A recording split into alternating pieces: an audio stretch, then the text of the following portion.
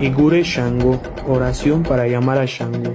Eriboya, ayaguaya, osame ilakoya, obuye que soyu opon, adifa fun Sàngó, olukosolalu, igbati ohungbe laberinota, eboni kose, o beborugbo, ki larira fisete, ibaota, larira fisete, ibaota, ki larira fisete, ibaota, larira fisete, ibaota, ogboato, ashurek bore bofun, Cabiesio, Sàngó, Cabiesio, Sàngó, Cabiesio, Sàngó.